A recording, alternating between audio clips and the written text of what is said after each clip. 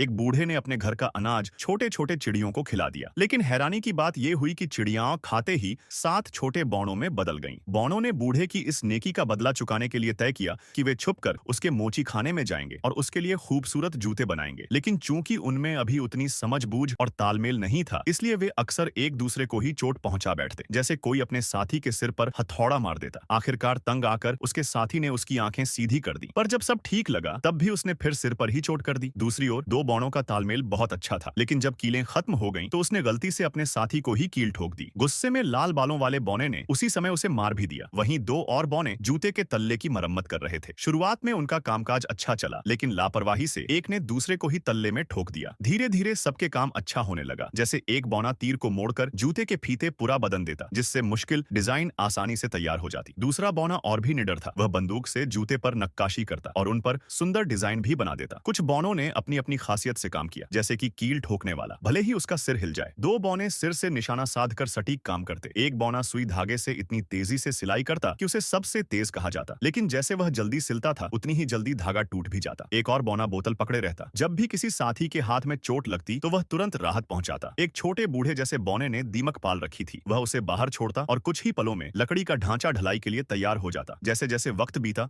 जूतों का काम लगभग पूरा हो गया। सफाई करने वाले बौने ने दाग मिटाने की कोशिश की, पर दाग हटने की बजाय और चिपक गया। बेबस होकर उसने दाग को वहीं रहने दिया। दूसरा बौना बहुत ध्यान से पॉलिश करता, लेकिन साथ ही बार बार उसे गंदा कर देता। आखिरकार तंग आकर उसने खुद ही जूते पर गंदगी डाल दी, पर यह देखकर वह तंग रह गया। हालांकि कई अजीबोगरीब घटनाएं हुई, लेकिन आखिर में उन्होंने ढेरों खूबसूरत जूते बना ही लिए। खुश होकर वे जूतों के अंदर जाकर नाचने लगे, लेकिन उनके शोर ने बूढ़े दंपत्ति को चौंका दिया। चौकसी करने वाला बौना यह देखकर घबरा गया और साथियों को तुरंत भागने का इशारा किया। जब बूढ़ा दंपत्ति कमरे में आया तो वहां ढेर सारे शानदार जूते देखकर हैरान रह गया। वे कभी सोच भी नहीं सकते थे कि यह सब उनकी एक छोटी सी नेकी का फल है।